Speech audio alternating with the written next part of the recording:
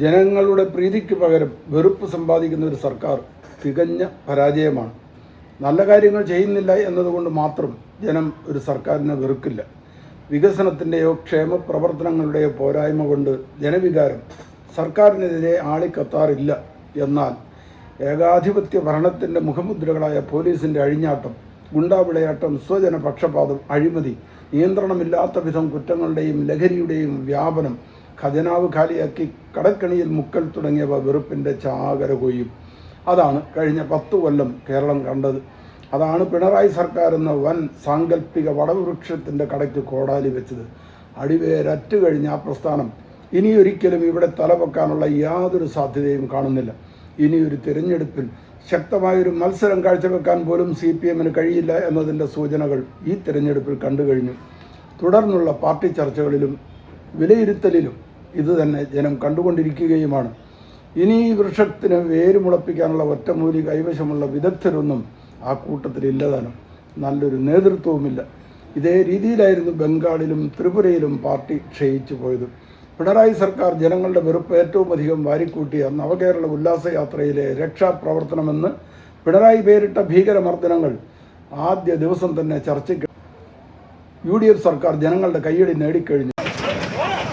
സംഭവം കേരളത്തെ നടുക്കിയൊരു സംഭവം ഉണ്ടായിട്ട് ഒന്നും മറക്കാൻ പറ്റുന്നില്ല. ബഹുമാനപ്പെട്ട ആലപ്പുഴ മജിസ്ട്രേറ്റ് കോടതി November 8, 2024 ഒരു ഉത്തരവിട്ടിട്ടുണ്ട്. അതൊരു അന്വേഷണം നടത്തണം, പുനരന്വേഷണം നടത്തണം. കാരണം ഇവർ പറഞ്ഞത് ഒരു തെളിവുമില്ല എന്നാണ് പറഞ്ഞത്. കോടതി ഒരു പുനരന്വേഷണത്തിന് ഉത്തരവിട്ടിട്ട് ഇതുവരെ അന്വേഷണം നടത്തിയിട്ടില്ല. അപ്പോൾ നമ്മൾ നടത്തണ്ടേ? നിയമപരമായ ഇതല്ലേ. നമ്മുടെ കേരളത്തിൽ അഭിപ്രായം പറയുവാനും പ്രതിഷേധമുണ്ട്. ഒരു KSU പ്രവർത്തകൻ മാത്രമായ എന്നെ നിയമസഭാ തെരഞ്ഞെടുപ്പിൽ സ്ഥാനാർത്ഥിയാക്കുന്നത് പാർട്ടി കേരളത്തിൽ അങ്ങോളം ഇങ്ങോളം മർദ്ദിക്കപ്പെട്ട ആയിരക്കണക്കിന് ചെറുപ്പക്കാരുടെ പ്രതിനിധി എന്ന നിലയിലാണ്. അടിക്കടി ഇടിക്കിടി എന്ന പോർവിളിയായി അതിനെ സ്വീകരിച്ചിട്ടല്ല, ഇനി പോലീസിൻ്റെ അഴിഞ്ഞാട്ടത്തിന് കടിഞ്ഞാൻ ഇട്ടിരിക്കുമെന്നതിൻ്റെ പ്രഖ്യാപനം കൂടി അതിൽ തെളിഞ്ഞിരിക്കുന്നു എന്നതുകൊണ്ടാണ് ജനം കൈയടിക്കുന്നത്. വെറും ഒരു പേടിത്തൊണ്ടൻ ചുമന്നുകൊണ്ട് നടന്ന വ്യാജ പ്രതിബിംബമായിരുന്നു ഇരട്ട ചങ്ക് എന്ന് കരിമ്പൂതങ്ങളുടെ അകമ്പടിയോടെയുള്ള ആ യാത്ര കണ്ട് ജനം തിരിച്ചറിഞ്ഞു. ആരെയാണ് ഇയാൾക്ക് പേടി? പേടിക്കാൻ എന്തിരിക്കുന്നു? Z+ കാറ്റഗറി സുരക്ഷ ആവശ്യമുള്ളയാളെന്ന് ആരാണ് മുദ്ര കുത്തിയത്? കരിങ്കൊടി കാട്ടി മുദ്രാവാക്യം വിളിച്ച നിരായുധരും നിരപരാധികളുമായ യുവാക്കളെ തന്നെ മുന്നിലിട്ട് തല്ലിച്ചതച്ചതിൽ പിണറായി ഒരു തെറ്റും കണ്ടില്ല. അത് കണ്ട് അയാൾ ക്രൂരമായി ആസ്വദിച്ചു. ജീവൻ അപകടപ്പെടുത്താനുള്ള തരത്തിൽ ചാടി വരുമ്പോൾ അതിനെ നല്ല ബലം പ്രയോഗിച്ച് തന്നെ അങ്ങോട്ട് മാറ്റണമല്ലോ. ആ മാറ്റലാണ് നടക്കുന്നത്. ഞാൻ കണ്ടുകൊണ്ടിരിക്കുകയല്ലേ, ഞാൻ ആ ബസ്സിൻ്റെ മുമ്പിലിരിക്കുകയല്ലേ, എൻ്റെ കൺമുന്നിലല്ലേ നടക്കുന്നത്. ആ ജീവൻ രക്ഷാ രീതിയാണ് DYFIക്കാർ സ്വീകരിച്ചത്. അത് മാതൃകാപരമായിരുന്നു. ഇപ്പോഴും അയാൾക്കതിൽ തെറ്റൊന്നും തോന്നുന്നില്ല. കരിങ്കൊടി കണ്ടാൽ കരിയിളകുന്ന പിണറായി കമാൻഡോകൾക്ക് കൊടുത്തിരിക്കുന്നത് കറുത്ത കുപ്പായമാണ് എന്നത് വല്ലാത്ത വികല മനഃശാസ്ത്രത്തിൻ്റെ അടയാളമാണ്. ആയുധമൊന്നും കയ്യിൽ കരുതാതെ മുദ്രാവാക്യവുമായി വന്നതിനെ വധശ്രമമെന്ന് വിശേഷിപ്പിച്ച പിണറായിയും പോലീസും അടികൊണ്ട് തറപറ്റി അടിക്കല്ലേ എന്ന് നിലവിളിക്കുന്ന ചെറുപ്പക്കാരെ കമാൻഡോകൾ കൂറ്റൻ ലാത്തി കൊണ്ട് ആഞ്ഞടിക്കുന്നതിനെ ഏത് വാക്കുകൊണ്ട് വിശേഷിപ്പിക്കും? പണ്ടൊക്കെ നാട്ടുംപുറങ്ങളിൽ പാമ്പിനെയും പേപ്പട്ടിയെയും തല്ലിക്കൊന്നിരുന്നത് പോലെയല്ലേ ഈ നീചന്മാർ ആ യുവാക്കളുടെ നേരെ ചൂരൽ വീശിയത്, പരത്തി അടിച്ചത്? ഗൺമാന് ഗൺ കയ്യിൽ വെക്കാം, ലാത്തി പാടില്ല.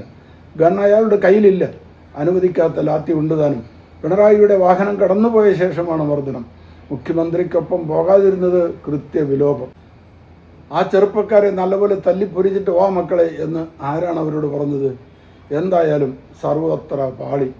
ഇനി ആരുണ്ട് അവരെ രക്ഷിക്കാൻ?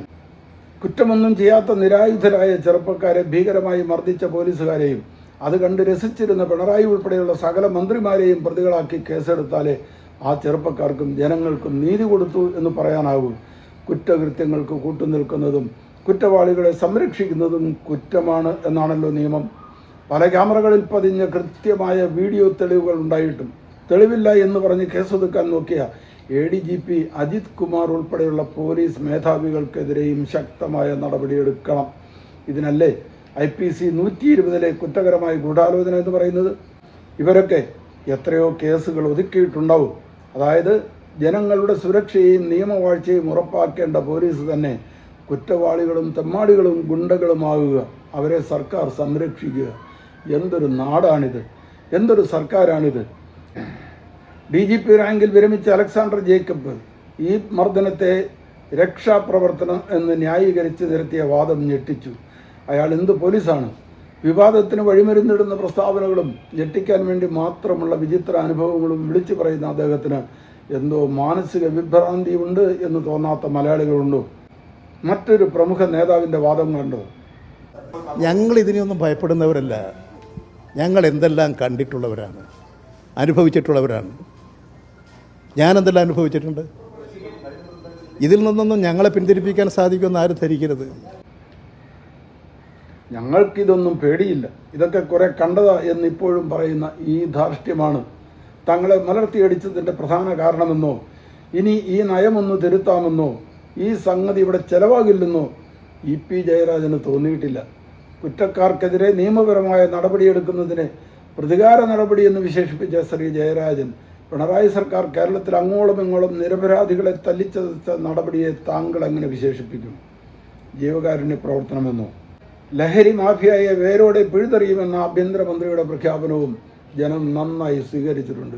അത് വിജയിപ്പിക്കാൻ കഴിഞ്ഞാൽ UDF സർക്കാർ അടുത്ത 5 വർഷം കൂടി ഭരിക്കും. നല്ല കാര്യങ്ങൾ വരവെക്കുമ്പോഴും അഭിനന്ദനങ്ങളും ആശംസകളും അറിയിക്കുമ്പോഴും UDF സർക്കാരിനോട് ഒരു കാര്യം തുറന്നു പറയാതെ വയ്യ. എങ്ങനെയെങ്കിലും ജയിച്ചു വരണമെന്ന വാശിയിൽ വീണ്ടും വിചാരമില്ലാതെ തിരഞ്ഞെടുപ്പ് വാഗ്ദാനങ്ങൾ പ്രഖ്യാപിച്ചതിൽ നിങ്ങൾക്ക് തെറ്റുപറ്റി. KSRTC ബസ്സിൽ സ്ത്രീകൾക്ക് സൗജന്യ യാത്ര എന്ന് പറഞ്ഞത് അബദ്ധമായെന്ന് ഇപ്പോൾ തന്നെ നിങ്ങൾക്ക് തോന്നി തുടങ്ങിയില്ലേ? സൗജന്യ യാത്ര കൊടുക്കേണ്ട ആവശ്യമെന്ത്? യാത്ര പോകേണ്ടിടത്തേക്ക് പണം മുടക്കി പോകാൻ ശേഷിയില്ലാത്ത അത്ര പാവങ്ങളുണ്ടോ ഈ കേരളത്തിൽ? സൗജന്യമായി കിട്ടുന്ന ഒന്നിനും വിലയില്ല എന്നാണ് മനഃശാസ്ത്രം എന്ന് നിങ്ങൾക്കറിയാമല്ലോ.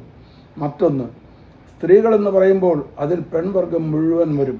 പ്രായമൊന്നും സൂചിപ്പിച്ചിട്ടില്ലാത്തതുകൊണ്ട് സകല സ്ത്രീകൾക്കും എന്നാണല്ലോ അർത്ഥം. സാമ്പത്തിക നില തകർന്ന് തരിപ്പണമായിരിക്കുന്ന ഈ നാട്ടിൽ ഈ വാഗ്ദാനം നിങ്ങൾക്കൊരു അധിക ചുമടായിരിക്കും, ഒരു കൂനിന്മേൽ കുരു. ഉടനടി നിങ്ങൾ അറുതി വരുത്തേണ്ട ഒരു ആഭാസം കൂടിയുണ്ട്, നോക്കുകൂലി. ഏത് പാർട്ടിയുടെ യൂണിയൻ ആയാലും ശരി, ജോലി പിടിച്ചു വാങ്ങേണ്ടതല്ല എന്നും ചെയ്യാത്ത ജോലിക്ക് കൂലി വാങ്ങരുതെന്നും എല്ലാ യൂണിയനുകൾക്കും കർശനമായ നിർദ്ദേശം കൊടുക്കണം. ആർക്ക് ജോലി കൊടുക്കണമെന്ന് തീരുമാനിക്കുന്നത് തൊഴിലാളിയല്ല, തൊഴിൽ ദാതാവാണ്. അയാളുടെ ഇഷ്ടമാണ് ആർക്ക് ജോലി കൊടുക്കണം എന്നത്. പ്രഖ്യാപിച്ച വാഗ്ദാനങ്ങൾ നിറവേറ്റാനും അനുദിനമുണ്ടാകുന്ന വെല്ലുവിളികളെ നേരിടാനും വാചക കസർത്തല്ല വേണ്ടത്, തികഞ്ഞ കരുതലോടെയുള്ള ആസൂത്രണമാണ്. അതിന് ജനക്ഷേമമെന്ന മന്ത്രം എപ്പോഴും മനസ്സിലുണ്ടാവണം.